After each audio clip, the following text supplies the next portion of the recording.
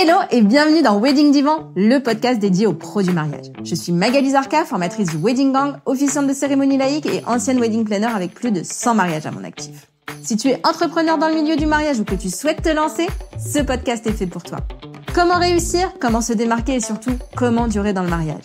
Autant de questions auxquelles nous répondrons ici via des interviews sans tabou de prestataires de mariage ou qui peuvent t'aider à améliorer ton business. On y abordera leur parcours, leurs réussites et leurs erreurs aussi parfois. Je partagerai également avec toi tous mes conseils, astuces et outils pour te donner un accès direct à la réussite dans le Wedding World.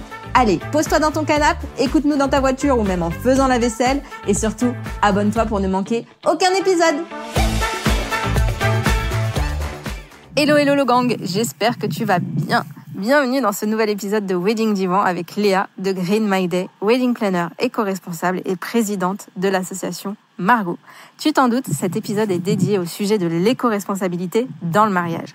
Trop contente d'accueillir Léa qui participe aussi au projet secret Made for Weddings dont tu trouveras le lien de la liste d'attente dans la description de cet épisode. Tellement hâte de te dévoiler ce projet de ouf. Mais d'abord, voici l'épisode du jour. Hello Léa, bienvenue dans Wedding Divan. Je suis trop contente de t'accueillir aujourd'hui. Bienvenue. Oui, moi aussi, très contente. Depuis le temps qu'on en parle de cet épisode, te voilà enfin. C'est vrai. Pour les personnes qui ne te connaissent pas, la petite question habituelle, quel est ton parcours? Qui es-tu? Comment es-tu devenue wedding planner? Tout ça, raconte-nous. Alors, au niveau de mon parcours, donc moi je suis Léa, j'étais parisienne et maintenant je suis lyonnaise. J'ai fait une école de mode en fait. Je viens du monde de la mode à la base. Du coup, c'est ce que je voulais faire depuis toute petite, stylisme, tout ça. Sauf que dans le monde de la mode, j'ai rapidement découvert aussi un peu tous les travers et le dark side du monde de la mode. Je faisais de la communication. J'étais pas dans la créa, mais j'étais vraiment dans la communication, marketing, réseaux sociaux, relations presse, etc. Toujours pour des toutes petites structures, plutôt créateurs, haute couture, accessoires, parfumerie. Et puis, au bout d'un moment, j'en ai eu un petit peu marre et je suis partie faire du volontariat au Cambodge. Donc ça, c'était en 2016, pour avoir un peu une expérience autre que la vie parisienne de la mode, tout ça. Ah bah c'est sûr que ça t'as fait le face A, face B, quoi.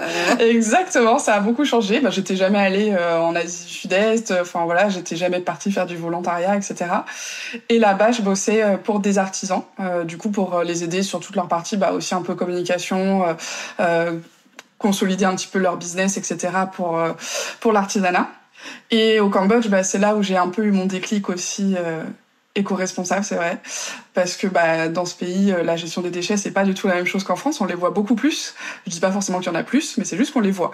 Et puis, il y avait aussi toute la partie textile, donc l'univers dans lequel je baignais, où il y avait toutes les usines textiles, avec les conditions de travail, on connaît pas trop au Cambodge. En France, on parle plus du Bangladesh, de la Chine, etc.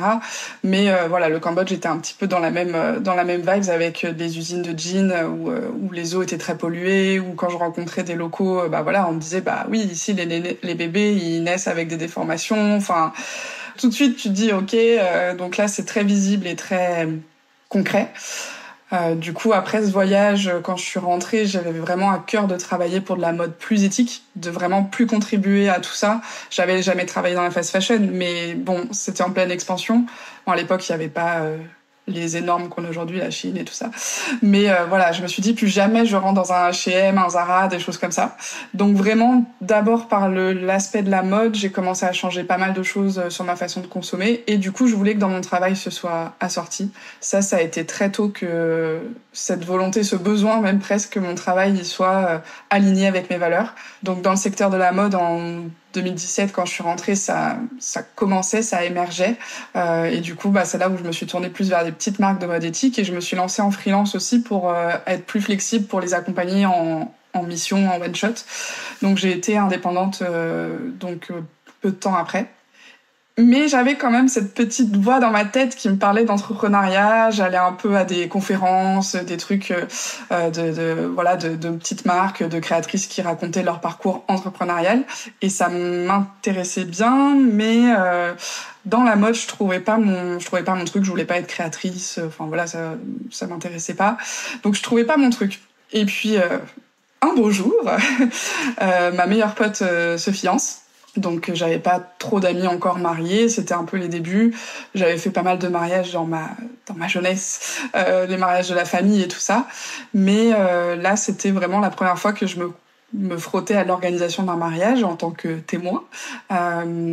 Et du coup, c'est là que ça a fait un peu écho avec tout ce que je faisais dans ma démarche perso et pro, de moins consommer, de mieux consommer, de faire attention à la provenance de ce que j'achetais, etc. Et puis au gaspillage. Et là, sur un mariage, je me suis dit, ah ouais, en fait, on met le paquet sur une journée. Et puis, peu importe si c'est jeté le lendemain, quoi. Du coup, ça a un peu fait dissonance en moi. Je me suis dit, oula, est-ce que c'est possible, finalement, en fait, de faire autrement? La robe de mariée, j'avais pas la réponse et je l'ai pas encore aujourd'hui, mais je me dis, la robe de mariée, c'est quand même un truc que t'achètes que pour porter une fois. C'est à l'opposé de ce que je fais maintenant, et chaque achat de vêtements est hyper réfléchi, je fais en sorte que j'en ai vraiment besoin ou pas, enfin voilà, je prends vraiment le temps de la réflexion. Donc une robe à porter qu'une seule fois, du coup ça me paraît complètement aberrant, alors que dans mon imaginaire, c'est ça en fait, la robe de mariée, c'est... de toute façon t'as pas trop d'occasion de la reporter a priori, mais j'ai découvert après que si, il y avait d'autres choses possibles. Et du coup voilà, le déclic s'est fait un peu à ce moment-là, et je me suis dit, tiens, mais en fait, est-ce qu'il y aurait pas quelque chose à faire? Donc ça, c'était super timing, en début 2020. Donc début 2020, je me dis, waouh, il y a peut-être quelque chose à faire. Moi, je suis un peu la contrôle fric de l'organisation dans la vie de tous les jours, auprès de mes potes. C'est moi qui organise les week-ends, les vacances, qui est toujours très carré et tout. Voilà, même dans mon travail, j'avais organisé des événements, etc. Du coup, je me suis dit, est-ce que allier mes talents d'organisatrice avec cette volonté de, pourquoi pas, transformer un peu le monde du mariage pour essayer d'en faire quelque chose de plus éco-responsable, je me suis dit, allez go, on se lance, on y va. Février 2020, je me dis, allez, je vais réfléchir à la question sérieusement. Je suis allée à un événement qui m'a marqué de trucs d'incubateur. C'est un incubateur parisien d'entrepreneuriat à impact, et qui faisait une sorte de journée porte ouverte pour discuter de leur programme d'accompagnement qui ouvrait quelques mois plus tard. Donc là, j'en ai parlé pour la première fois à voix haute. Je me dis, j'aimerais bien devenir peut-être wedding planner éco-responsable, essayer d'organiser des événements à impact environnemental réduit. Donc j'en ai parlé à quelqu'un que je ne connaissais pas, qui n'était pas de mon entourage. Elle m'a dit, ouais, trop bonne idée, vas-y, candidate.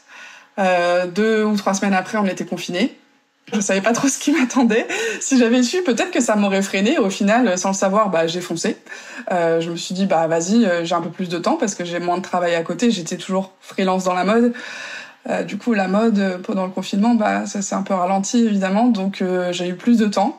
Et j'ai bossé sur mon projet entrepreneurial dans ce parcours dans lequel j'ai été prise. C'est Ticket for Change, le parcours entrepreneur. Et puis, go. Ça a été lancé, j'ai bossé dessus pendant les 6 mois du parcours, vraiment réfléchir au pourquoi je faisais ça, les valeurs que j'ai perso et que je voulais voir alignées dans le boulot, et puis après évidemment toute la partie plus pratico-pratique, business plan, fondation de la marque, etc. Et je me suis lancée en novembre 2020, officiellement. Deuxième confinement. Ouais, voilà. Je sais plus le combienième, mais exactement. C'est fin d'année 2020, on était là, ouh, trop bien, je me souviens, les pitchs que je faisais à l'époque, c'était 2021, l'amour triomphera, on fera plein de mariages et tout. Et voilà, 2 mois plus tard, c'était rebelote pour 6 mois sans événement. Donc là, j'ai fait un autre incubateur. En fait, j'ai enchaîné sur un autre incubateur, donc ce qui m'a permis de tenir le coup quand même aussi en cette période, parce que là, c'était un peu compliqué quand même de se dire on vient de se lancer, et puis en fait, les événements sont interdits. Donc ce deuxième incubateur était...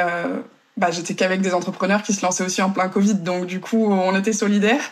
Et là c'était les audacieuses à La Ruche, pareil à Paris. Et du coup ça m'a permis quand même de beaucoup communiquer, de commencer à gagner en visibilité et à bien préparer le terrain pour la suite, ce qui fait que maintenant Create My Day fonctionne bien. Tu fais combien de mariages par an? Une dizaine, parce que physiquement c'est un peu le max, quoi. J'ai pas envie de faire beaucoup plus. Tu fais déco et wedding planning, ou uniquement wedding planning? Wedding planner. La partie design, j'en fais pas dans le sens comme les wedding designers, certaines que tu as reçues qui ont très bien expliqué la différence entre les deux. Donc j'accompagne sur la déco mes mariés quand on n'a pas de wedding designer, et plus sur la réflexion globale, mais je fais pas de création de décoration, de choses manuelles, etc. Je commence à avoir un petit peu de matériel que je loue, mais c'est les petites choses en fait qui viennent un peu compléter, une boîte à alliances, 2-3 panières, des trucs comme ça, mais c'est vraiment en plus pour juste les mariés que j'accompagne. Ok. Bon, alors c'est quoi un mariage éco-responsable? On va aller mettre les pieds dans le plat Direct. tout de suite sur le sujet. Oui. Qui t'intéresse le plus. Ouais. Et 2, évidemment, on en reparlera après, mais en tant que wedding planner engagée et présidente de Margou, c'était forcément. J'ai eu d'autres demandes de personnes qui m'ont dit: est-ce qu'on peut parler t'as jamais parlé des mariages écolos? Est-ce qu'on peut venir? J'ai dit: non, c'est prévu. et je ne voyais personne d'autre que toi pour intervenir sur ce sujet. Même si on en a parlé un petit peu dans d'autres podcasts, mais c'était pas le sujet phare, quoi. Ouais, c'est gentil déjà. Je suis très touchée. Et puis, alors, le mariage éco-responsable. Qu'est-ce qu'un mariage éco-responsable? En fait, finalement, ça va être tout simple. Un mariage éco-responsable, c'est revenir un peu à du bon sens et à une réflexion qui va être plus centrée sur de quoi on a vraiment envie et éviter la profusion, le gaspillage et la multiplication de choses à usage unique. C'est aussi bien pour les mariés de se dire quelles sont les valeurs qui sont importantes pour vous, et pour les prestataires, vous voulez avoir un comportement plus éco-responsable sur les mariages, déjà réfléchissez à l'impact que vous avez sur l'environnement dans lequel on arrive pour un mariage.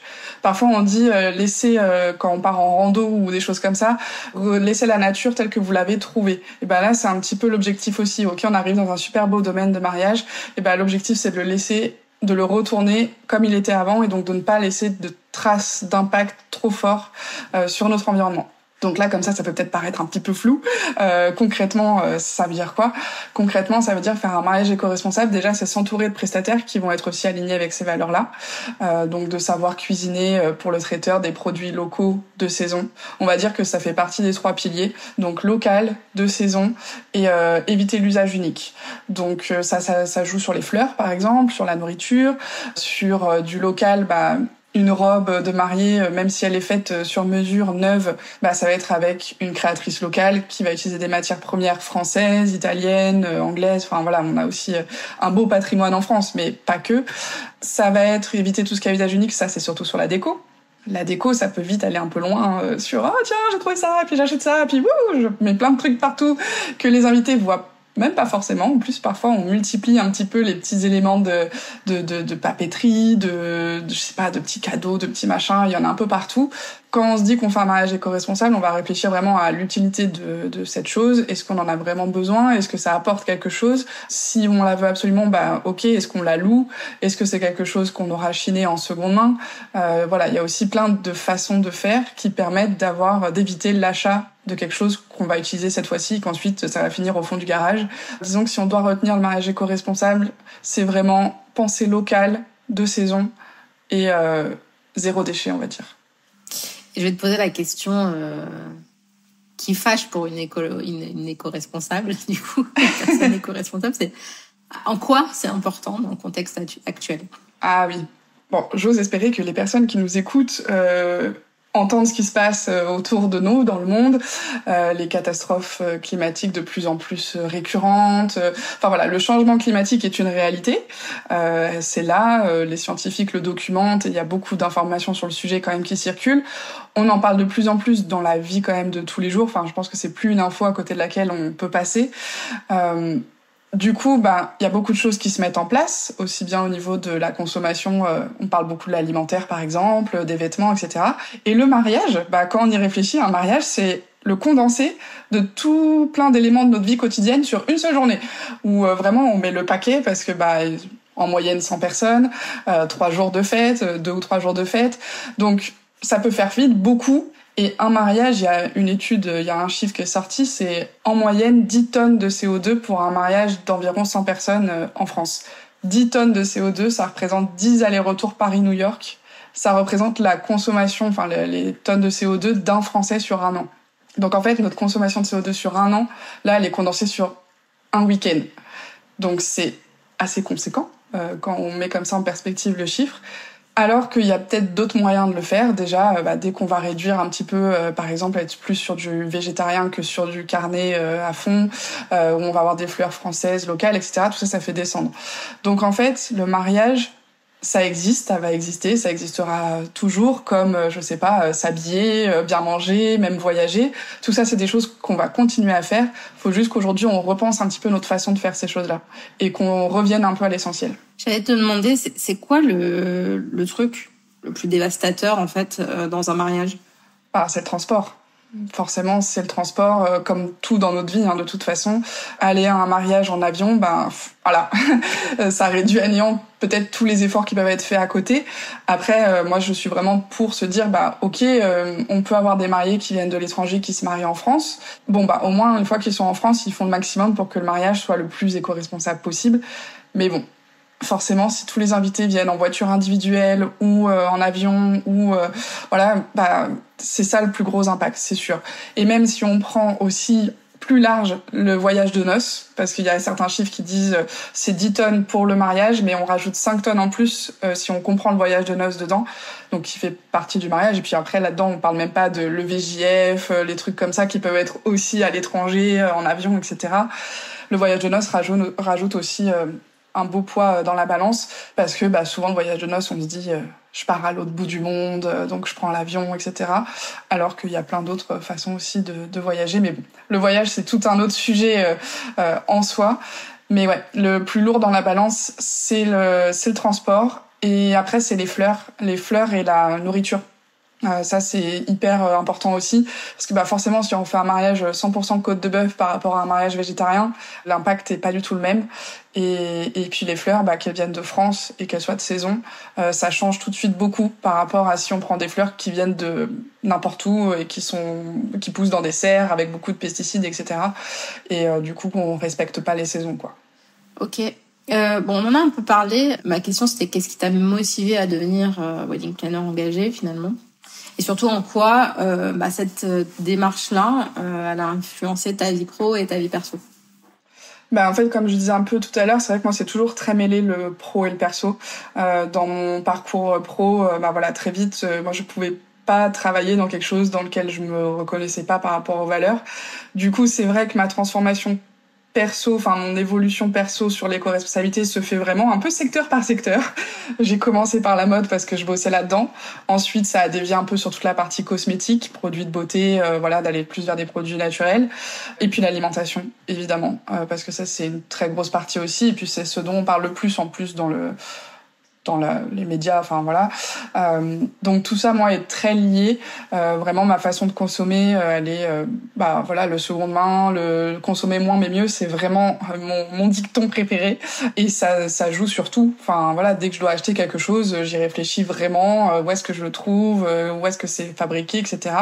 Et maintenant, je suis un peu matrixée sur tous les sujets. Alors bon, je vis en ville, j'ai pas de potager, j'ai pas de tout ça, mais je vais aller chercher mes fruits et légumes au plus près, petits producteurs locaux. Je consomme quasi végétarien.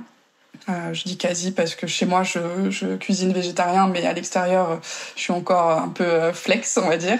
Un choix là qui est un peu plus compliqué parfois à assumer, mais bon, pour l'instant, je le gère bien. Je prends plus l'avion. Ça, c'est quelque chose. Alors, j'ai beaucoup voyagé. Je suis allée au Cambodge, par exemple. J'ai beaucoup voyagé, plus jeune, pour des expériences, etc.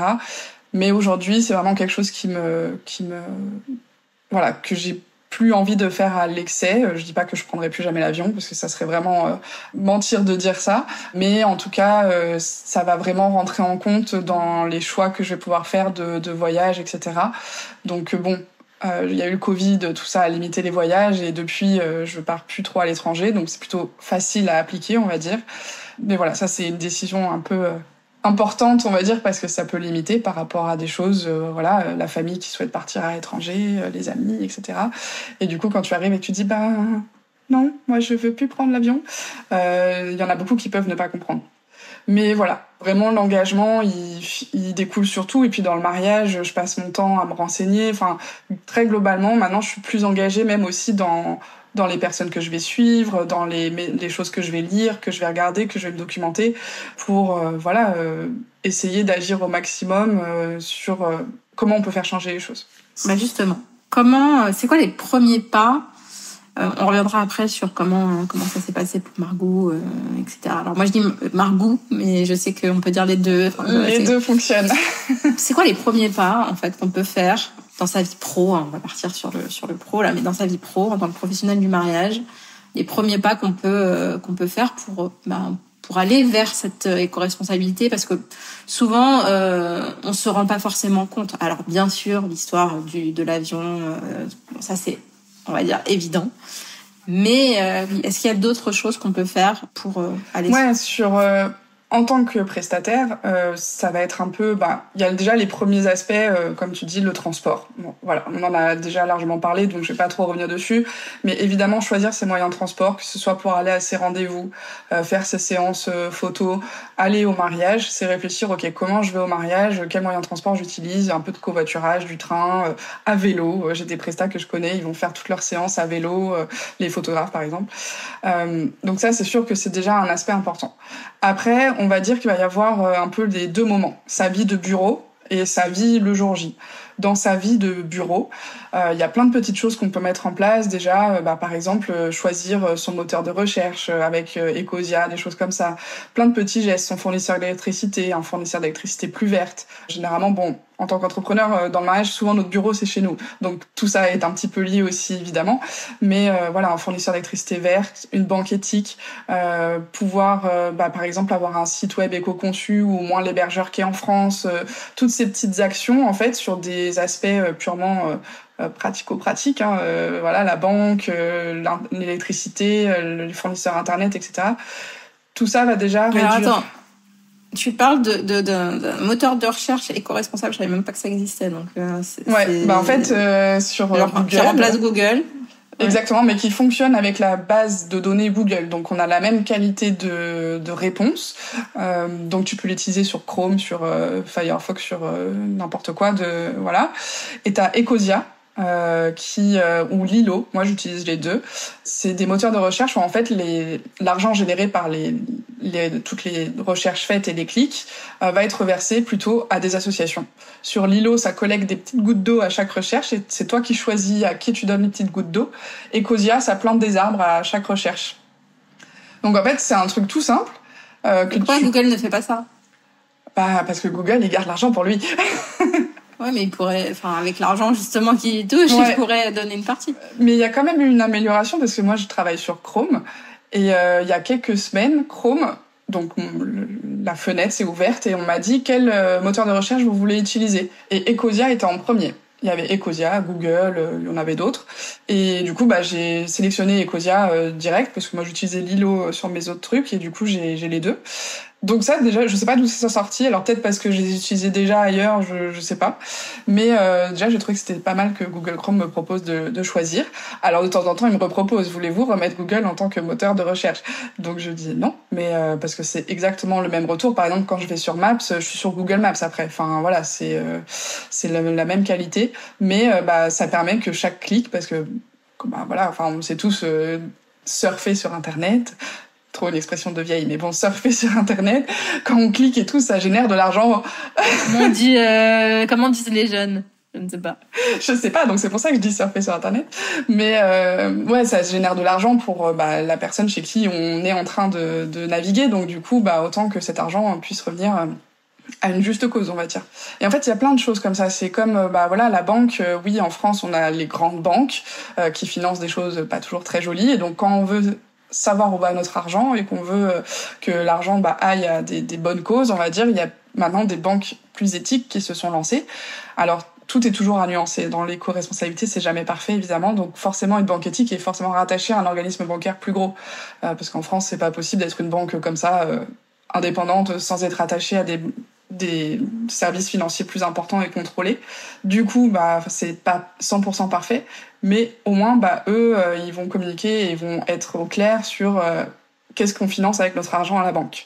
Donc voilà, c'est plein de choses, en fait, à mettre en place de manière... c'est un peu perso aussi, entre l'électricité, la banque, etc., mais qui vont contribuer à ce que notre business soit aussi plus vert, on va dire. Alors, qu'est-ce que tu dirais à une personne qui se sent coupable parce que elle nous écoute là? Je me dis qu'il y a des gens qui vont se dire oh, putain mais je savais pas tout ça, et je fais peut-être un petit truc mais en fait je me sens coupable parce que parce que j'en fais pas assez. Alors le côté parfaite, ça déjà faut bannir ça. On peut pas être parfait. Enfin c'est impossible. Et justement on n'attend pas qu'on soit parfait. Moi je suis vraiment de la team. Chaque petit geste compte. Je sais que parfois ça peut être déprimant et puis l'éco-anxiété c'est un vrai sujet. Enfin voilà, moi parfois je peux être un peu envahie par l'idée que tout ce qu'on fait ça sert à rien, on va tous mourir. Mais au quotidien, je suis plutôt chaque petit geste compte et c'est pour ça que pour moi dans mon travail c'était hyper important d'avoir un impact aussi parce qu'en fait ok c'est peut-être minime, je fais que organiser des mariages. Enfin voilà, je suis pas en train de sauver la forêt amazonienne ou de sauver le monde, mais dans ce que je fais, dans mon secteur, dans ma vie, j'essaie quand même de contribuer à quelque chose d'un peu mieux pour l'avenir. Du coup, on n'est jamais parfait, parce que les mariages, ça va quand même consommer, on s'habille, on voyage, etc. Donc faut pas culpabiliser, et je dirais que c'est vrai que j'aurais peut-être pu commencer par ça. Comment est-ce qu'on est plus éco-responsable en étant professionnel? C'est s'informer. Et ça, s'informer, moi, c'est au Cambodge, encore, que j'ai découvert mes premières lectures, que j'ai lu Pierre Rabhi, que j'ai lu des magazines qui parlaient, d'éco-responsabilité, de féminisme, de plein de choses un peu tout liées. Et c'est là qu'en fait, j'ai commencé vraiment à m'ouvrir aussi à ces sujets. C'est sûr que si on écoute un peu les médias lambda, qu'on reste toujours dans le même bain, on n'entend pas forcément toutes ces informations-là, alors que si on multiplie les canaux d'information, qu'on va suivre des médias un peu plus engagés, un peu plus verts, d'autres, sur le féminisme, sur l'écologie, sur tous ces sujets-là, on va en apprendre de plus en plus. Moi, j'en apprends tous les jours, hein. Franchement, c'est ça qui est plutôt cool, en plus. Enfin, moi, je trouve ça hyper intéressant, c'est qu'il y a toujours plein de choses à découvrir. Donc ouais, s'informer, c'est hyper important, s'informer en suivant des gens qui parlent de tout ça. Donc il y a plein de comptes hyper inspirants, mais il y a les plus connus. On peut avoir Camille Etienne, qui est une activiste éco-responsable qui milite pas mal. On peut suivre des médias comme, si je peux donner des exemples, on a Nouvelle Empreinte qui communique beaucoup dessus, qui a un compte Instagram et une newsletter.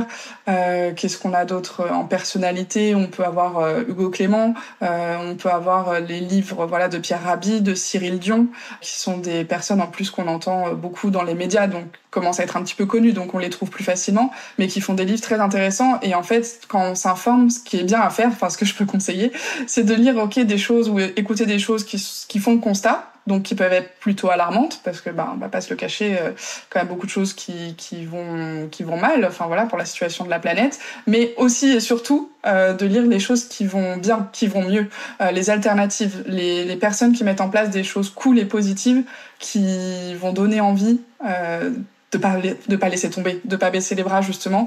Et moi c'est ça qui me motive à me dire chaque geste compte, et du coup dans sa vie perso, dans sa vie pro, on peut faire des choses, on peut mettre en place petit à petit, hein. Là je dis pas allez, à la fin de l'épisode vous appelez tous votre banque, votre fournisseur d'électricité, vous changez tout. Ça marche pas comme ça. Moi ça m'a pris des années, et puis aujourd'hui la banque, moi c'est tout récent par exemple que j'ai ouvert un compte dans une banque éthique, alors que ça fait des années que je sais que ça existe. Mais on a toujours les peurs aussi, oui, mais les grandes banques, si je veux faire un prêt, mon salaire il arrive là, donc il y a tout ça aussi qui est évidemment ancré et du coup qu'on transforme au fur et à mesure. Raconte-moi l'histoire de Margot maintenant quand même.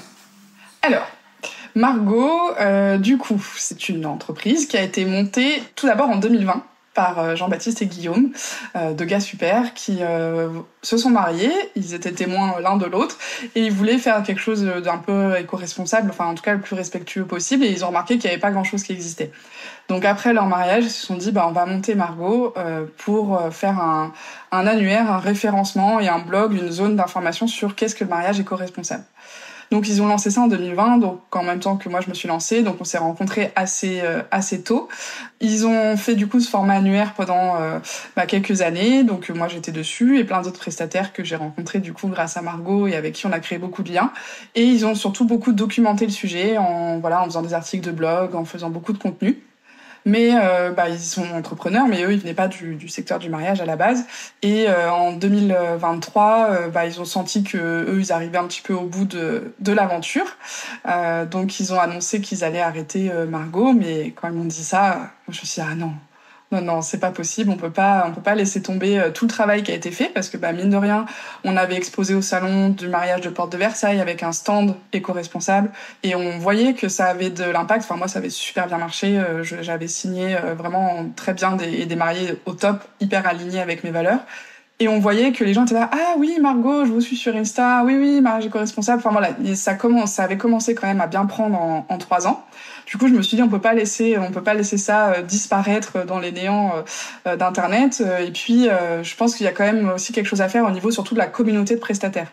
Parce que ce qui m'avait beaucoup marqué, c'était la communauté qui s'était créée, avec des prestats partout en France, certains que j'avais jamais vus, mais avec qui, on se connaissait, on se soutenait, on partageait des trucs, toi, comment tu fais ci, comment tu fais ça, ah ouais, tu m'apprends ça, c'est vrai, je savais pas, voilà.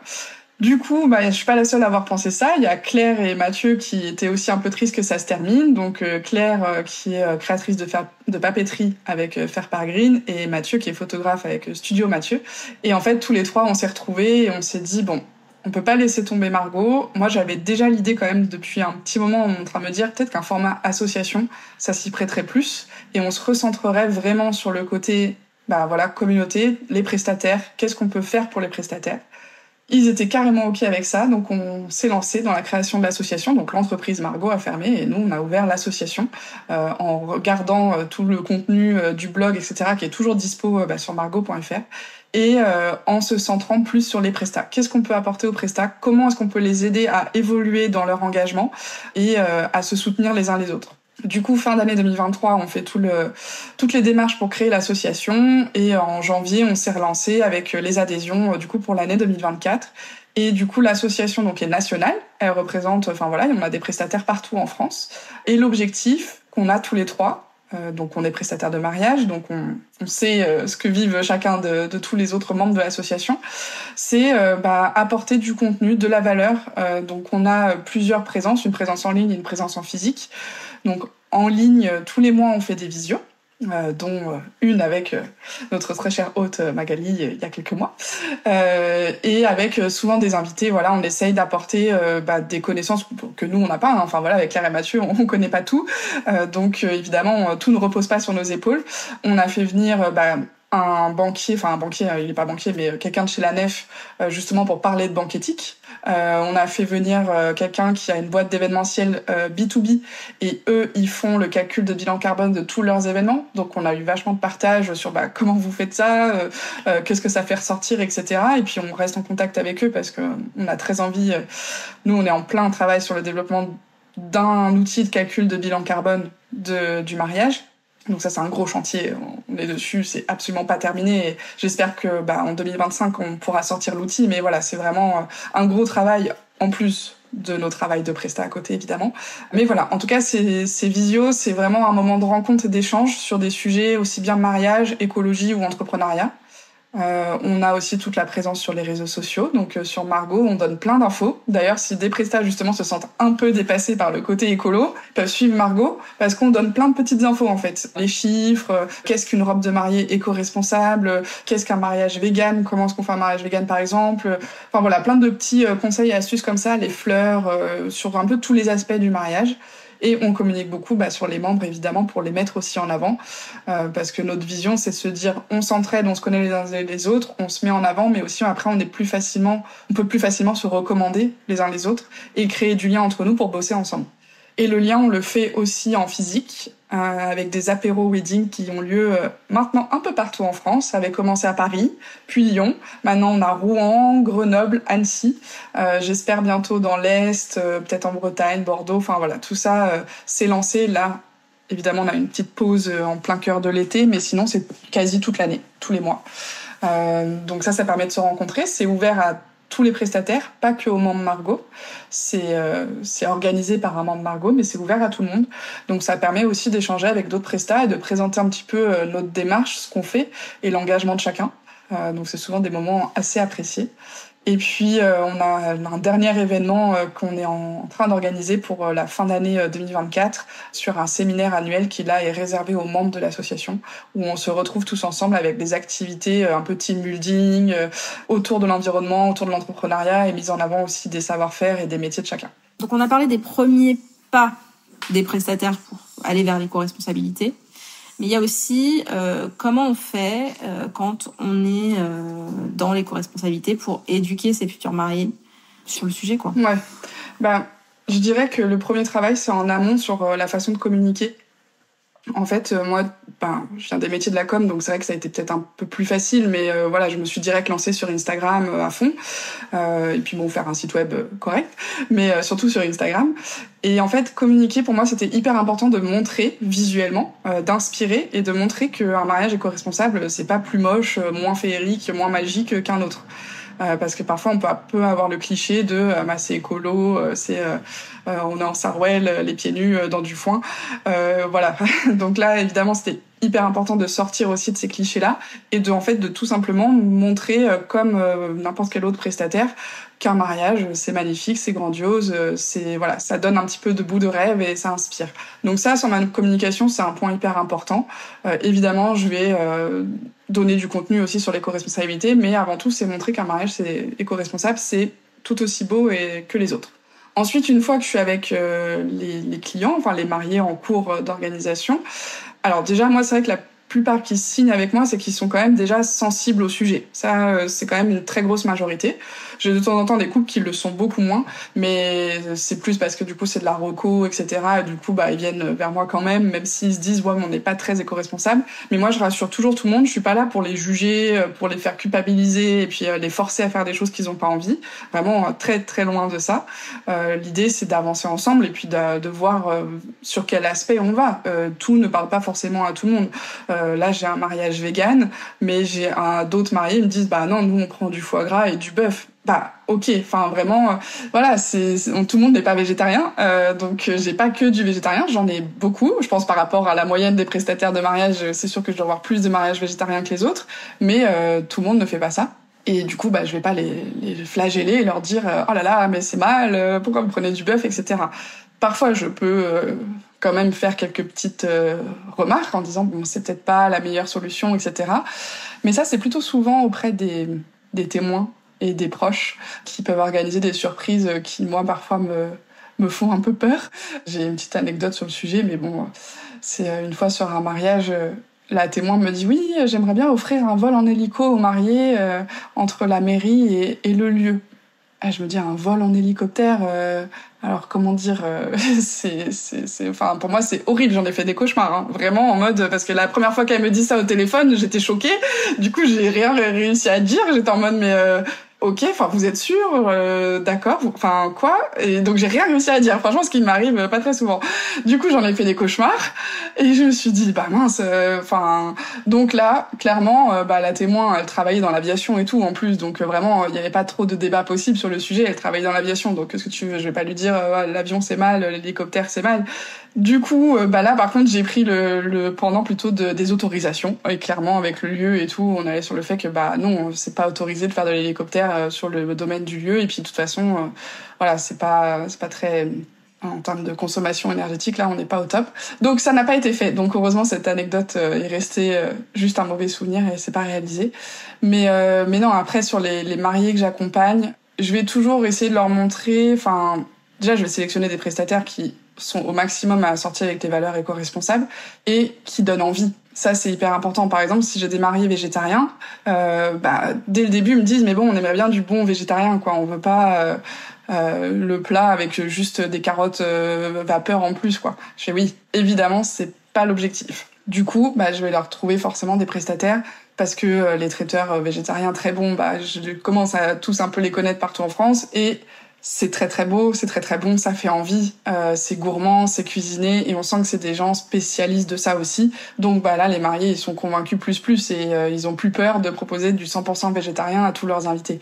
Donc ça va être aussi ça, de montrer qu'il y a plein de prestataires qui font des choses trop cool et parfois quand on discute d'un sujet, ils ont pas l'idée. Donc moi aussi mon rôle, surtout en tant que wedding planner, ça va être de leur amener des idées, des inspi auxquels ils auraient pas forcément pensé pour le choix des robes, pour la déco, voilà, il y a un petit peu tout qui peut rentrer là-dedans et montrer en quoi ce prestataire est plus respectueux de l'environnement peut-être que d'autres ou voilà. Donc inspirer et conseiller. Trop bien.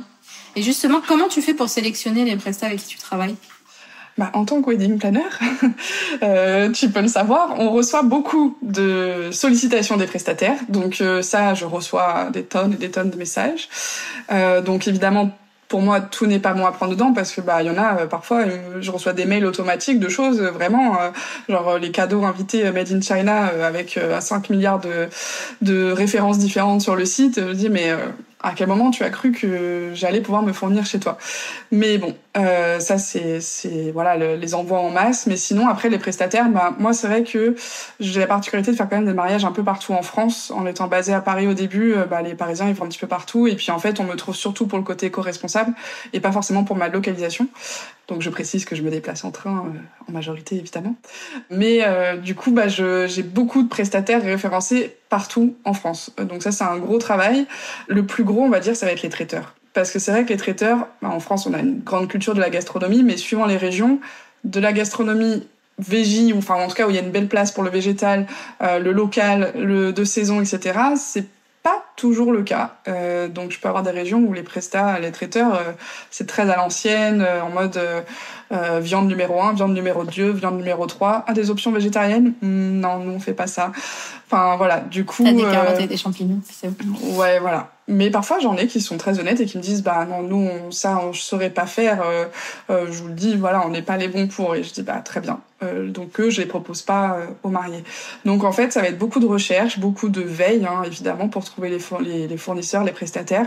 Et puis après moi je vais aller vérifier quand même pas mal de choses sur le site, la provenance, un fleuriste, le collectif de la fleur française par exemple, c'est un beau label aussi qui me permet de trouver des fleuristes quasi partout en France qui vont être dans cette démarche-là. En plus, c'est assez transparent. Ils expliquent le pourcentage de fleurs qui viennent de France, les choses qu'ils mettent en place et tout, avec quoi ils travaillent. Donc ça, c'est déjà une valeur. Enfin voilà, le collectif de la fleur française, c'est un gage de crédibilité, on va dire. Pour les traiteurs, c'est décortiquer un petit peu les menus, la provenance. Il y en a beaucoup qui marquent fait maison, de saison et tout. Et puis après, quand tu reçois le menu, tu te dis... Ça, c'est votre menu pour toute l'année, du coup, avec les tomates pour le mariage en octobre.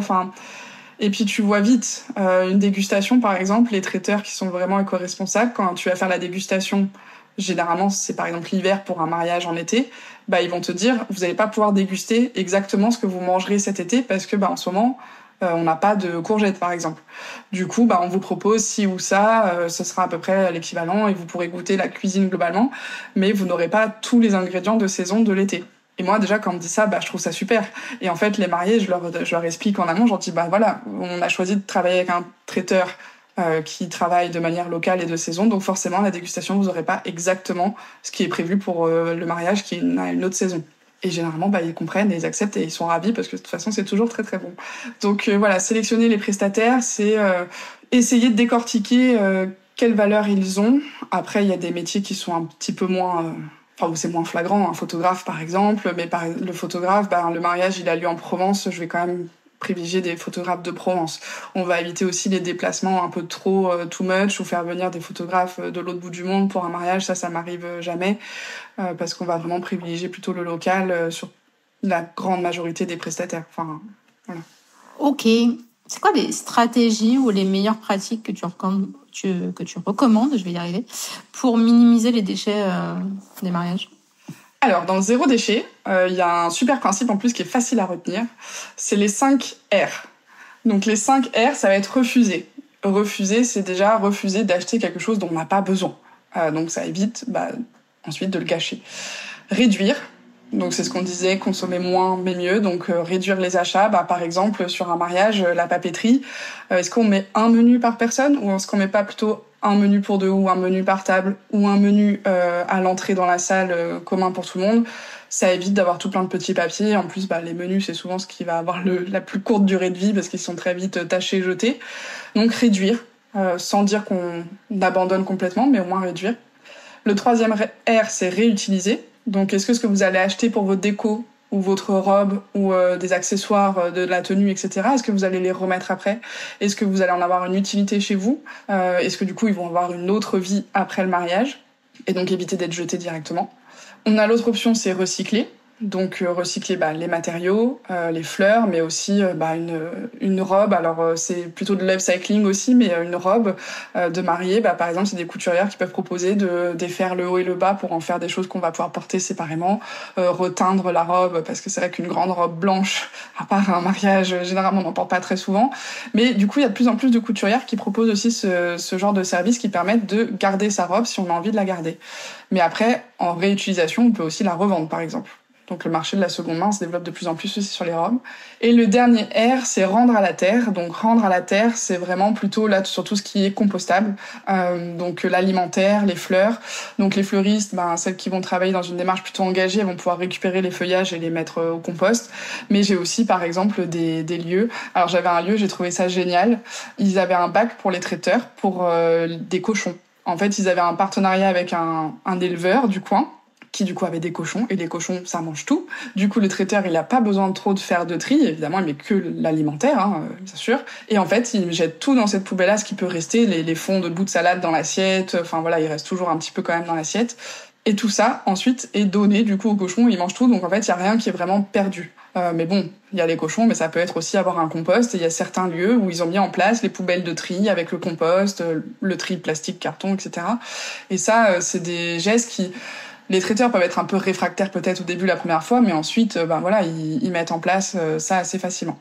Donc ça, c'est déjà ces 5 gestes, on va dire, ça permet de réduire beaucoup de déchets. Ok. Est-ce que tu as des prestats chouchous que tu pourrais partager avec nous, qui sont hyper éco-responsables et qui sont hyper doués, etc.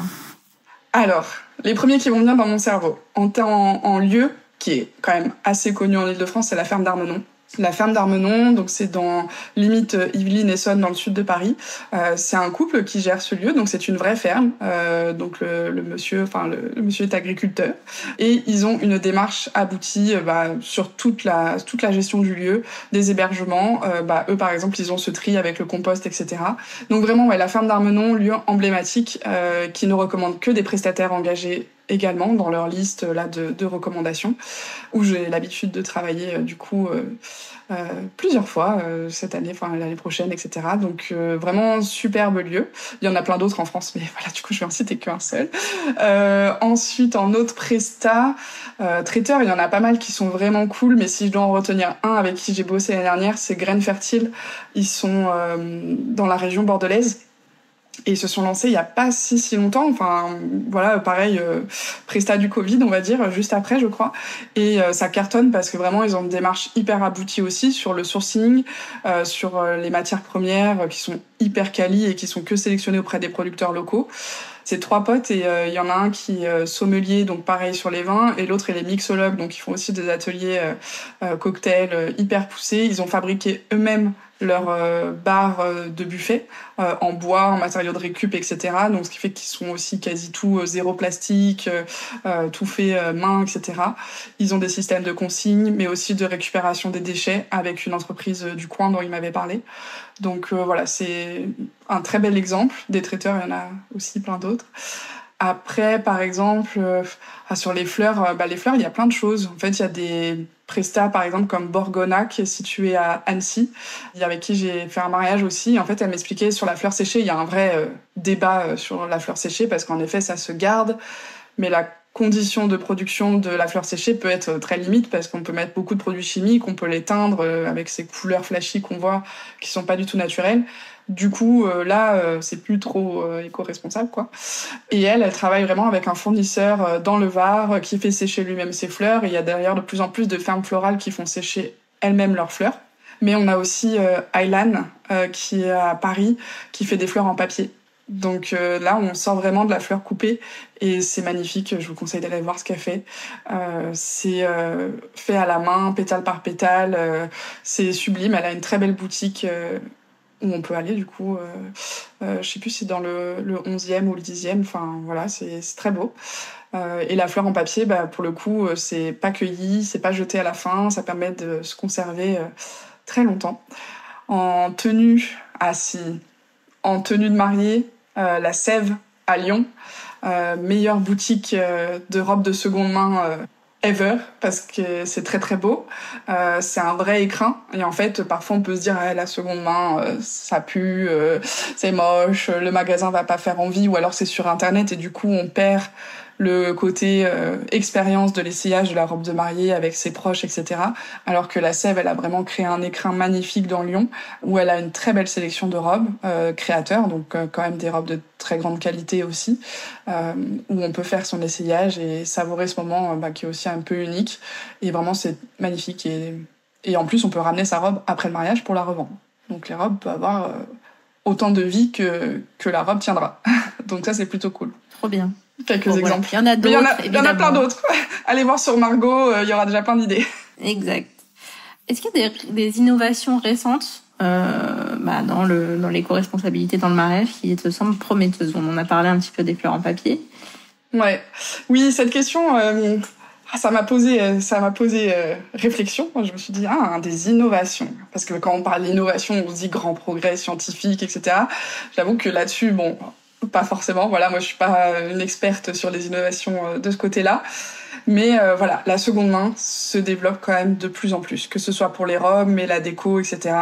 Donc vraiment, faut pas avoir peur de se tourner vers la seconde main. Il y a de plus en plus de boutiques, de dépôts-ventes qui sont hyper quali. Alors c'est vrai que c'est plus pour les femmes. Je lance un appel. Si des personnes veulent se lancer dans la seconde main pour hommes, alors le costume, c'est vrai que c'est peut-être un peu plus compliqué en termes de taille, de retouches, etc.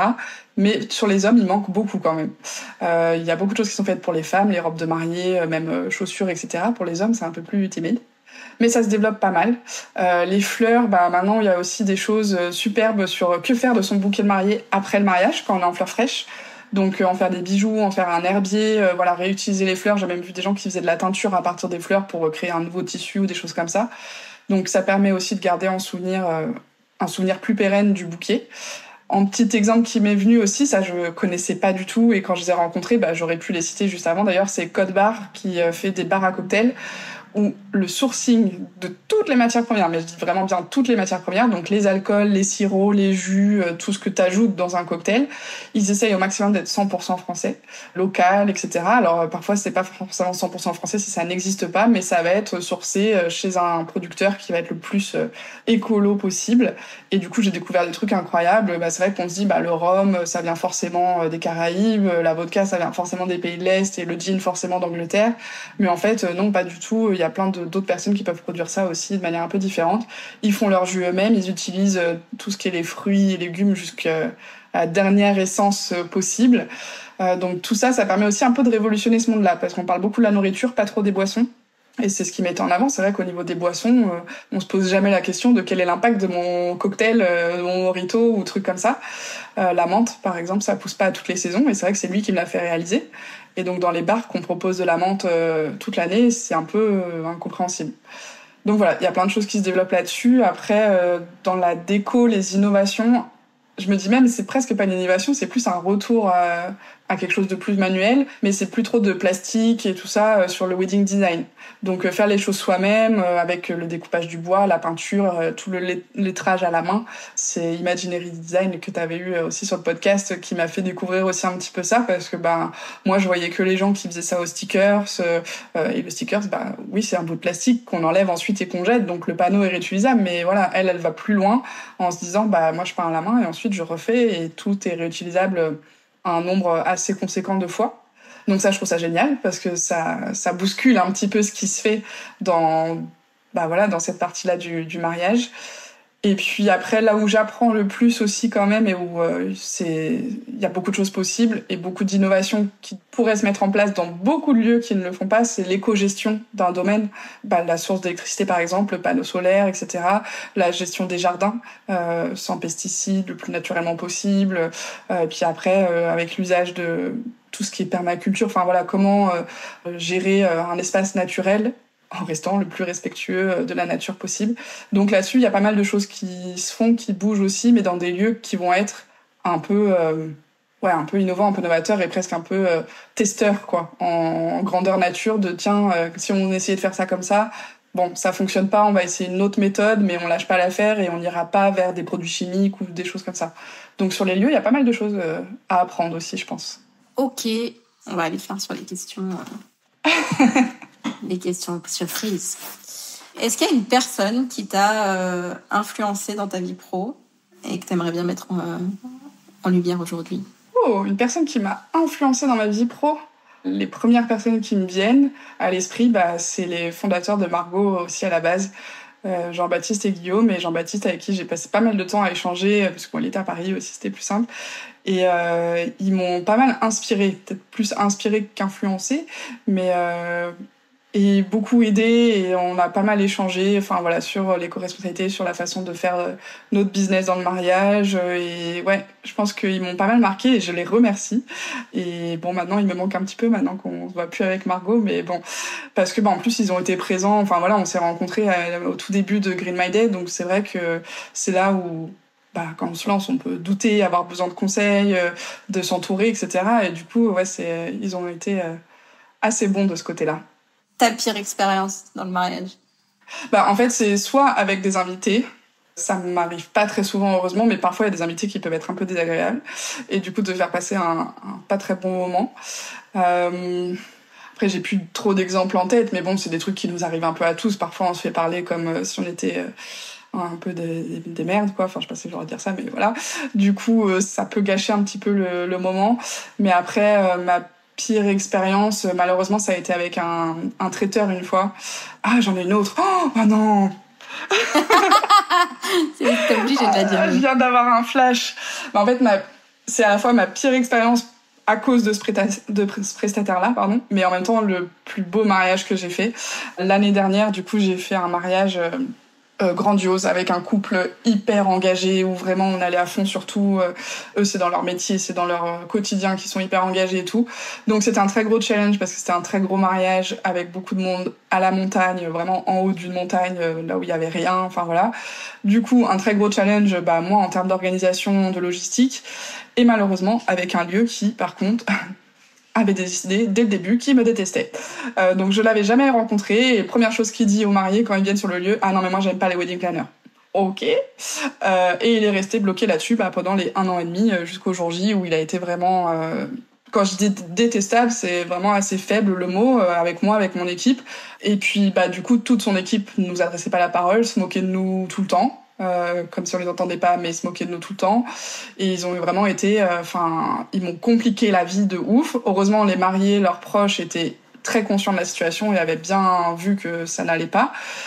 Et du coup, ils étaient à fond derrière moi et me soutenaient quand même. Mais bon, on était le jour J, donc personne ne leur est rentré dedans. Enfin voilà, on n'allait pas s'expliquer. Moi, j'étais vraiment pas du tout dans cette optique-là. Au contraire, grand sourire, toujours poli. Bonjour, merci, au revoir. C'était un plaisir. Enfin, moi, j'ai peut-être pas dit que c'était un plaisir, mais non. Voilà. Et je suis restée polie et professionnelle jusqu'au bout. Mais vraiment, ça a été 1 an et demi de l'organisation. Moi, quand je faisais des mails, il me répondait jamais. Et il disait qu'il les recevait pas et il mentait. Et il disait aux mariés, regardez, elle m'a rien envoyé et tout. Du coup, après, c'est le marié qui envoyait des mails avec les choses que moi j'avais écrites, que j'avais fait, le planning et tout, parce que moi, il me considérait pas, tu vois. Et du coup, j'arrive le jour J, je vois qu'il avait imprimé mon planning, le production book et tout, donc j'étais toute contente. J'en parle avec la mariée, je dis il a imprimé, il suit à la lettre le truc et tout. Puis 2 heures après, je reviens avec ma mariée et je réalise, je fais ah mais oui, mais c'est parce que c'est le marié qui lui a envoyé. Du coup, il pense que c'est le marié qui a fait tout ça et qui a tout préparé et que moi, il est convaincu que je sers à rien. Regardez, c'est le marié. Heureusement qu'il a pris le relais parce que quand même. Oh là là. Non mais vraiment, j'ai eu la même chose avec un photographe, moi, un jour.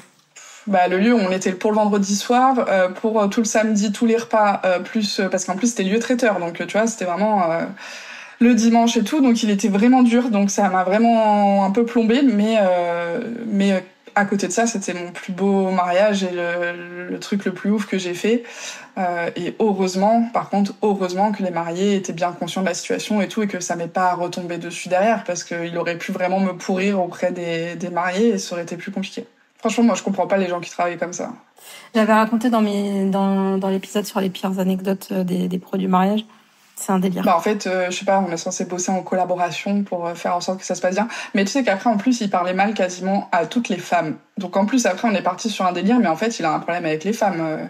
La vidéaste, il a été hyper désagréable avec elle. Les seules personnes avec qui il parlait, c'était le marié, le papa de la mariée et la maman du marié, tu vois. Donc il y avait quand même une femme dans le lot avec qui il était sympa. Mais tout le reste, il parlait trop mal. La mère de la mariée lui parlait... Enfin, il était désagréable aussi et tout. Vraiment, une énigme. Ces gens-là sont je comprends pas, en fait. Moi, le photographe avait eu une mauvaise expérience avec une wedding planner une fois. Et en fait, pour lui, toutes les wedding planners étaient comme ça. Non, mais c'est hallucinant, parce que ça, il y en a plusieurs. Une fois, lunaire, je téléphone à un lieu pour prospecter des lieux pour un mariage. Je recherche pour des mariés. Et je téléphone parce que j'avais pas eu de retour, mais je le trouvais vraiment cool, le lieu. Donc par mail, ça me répondait pas, donc j'avais appelé. Et elle me dit, ah oui, vous êtes wedding planner? Ah ouais, non, je travaille pas avec les wedding planners. Je fais, ah bon, mais pourquoi et tout? Ah non, parce que vraiment, j'ai eu une mauvaise expérience.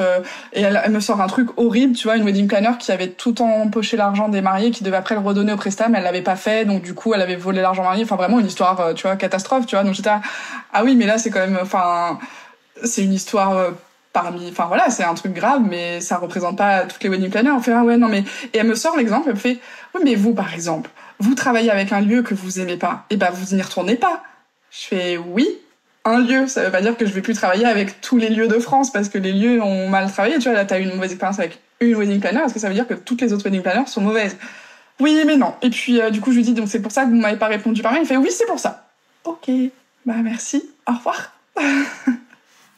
Super. Qu'est-ce que tu as osé de plus grand dans ta vie?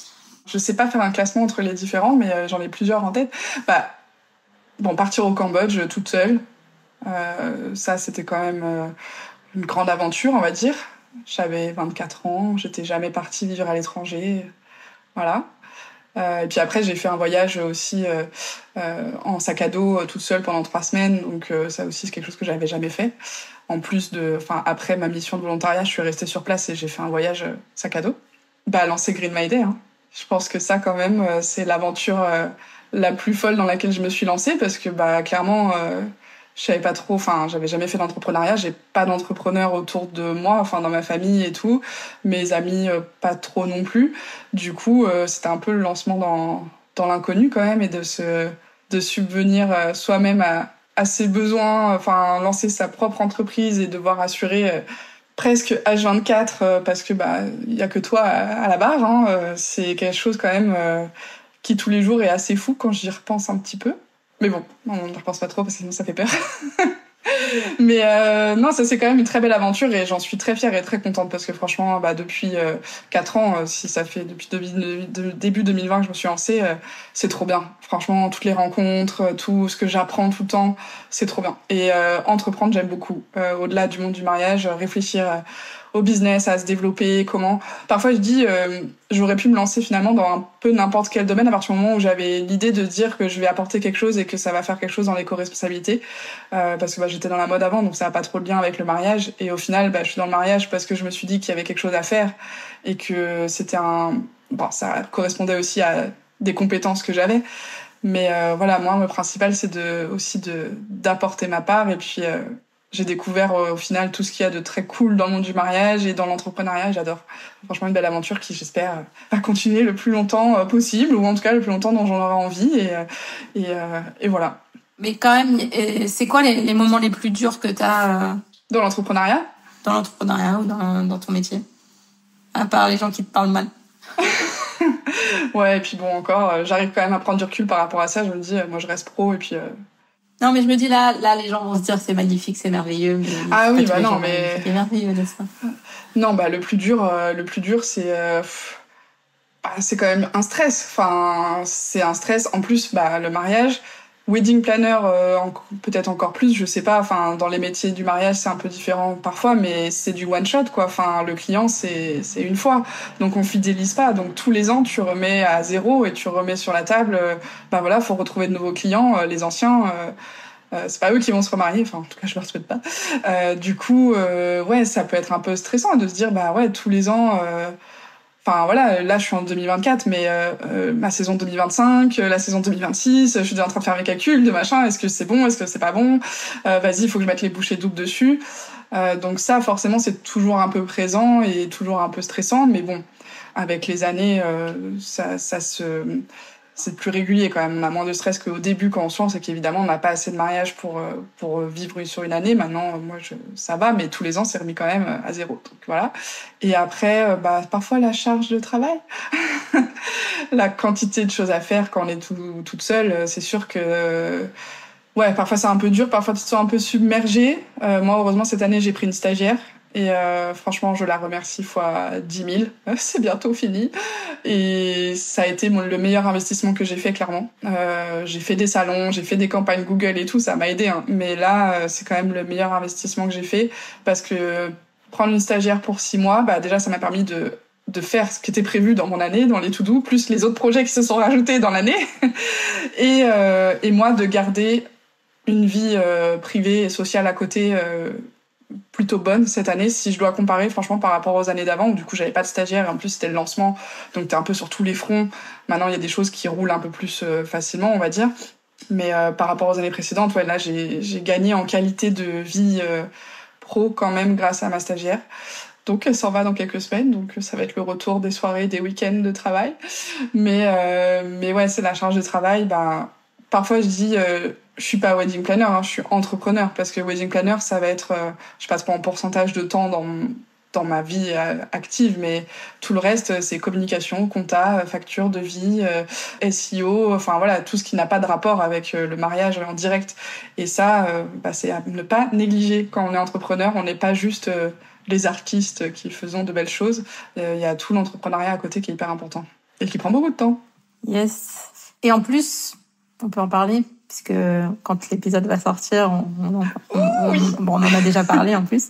Je t'ai rajouté du taf parce que tu participes au projet secret Made for Weddings. Donc oui. Tu vas ajouter une corde à ton arc bientôt. Exactement, une toute nouvelle corde, parce que j'avoue que j'aurais jamais imaginé me lancer dans un projet de formation comme ça. Mais ça a été en effet le gros nouveau projet de cette année. Donc j'avais déjà le lancement de Margot, plus tout le reste des mariages et tout, mais je me suis dit allez, on y va parce que le projet global, et parce que super opportunité de parler aussi du mariage éco-responsable à plein de monde, à plein de prestataires. Donc gros projet, et clairement sortie de zone de confort x 10 000. Moi j'ai jamais fait de formation, je transmets ce que je sais, j'aime beaucoup partager, communiquer, donc ça c'est sûr, mais là le faire sous un format un peu plus carré et pro. Donc j'espère que ça va plaire, et surtout que ça va aider pas mal de prestats comme on disait, à franchir un peu le cap, de se dire allez, je mets en place des petites choses, et au fur et à mesure je peux adopter certaines idées, certains comportements un peu plus éco-responsables, et puis step by step on y arrivera tous ensemble, quoi. Trop bien. En tout cas, merci d'avoir dit oui à ce projet, parce que j'ai hâte de le sortir. Moi aussi, j'ai hâte. Merci pour tout, Léa. Et puis, on se dit à très vite, du coup, pour ce projet. Oui, merci à toi, et à très bientôt. On va plus se quitter, là, dans les prochaines semaines. C'est clair. Merci pour tout. À bientôt. À très vite. Bye. Et voilà le gang, j'espère que cet épisode t'aura plu autant qu'à moi. Si c'est le cas, partage-le sur Insta en nous taguant Léa, Green My Day et moi, le Wedding Gang. Ça nous fera trop plaisir.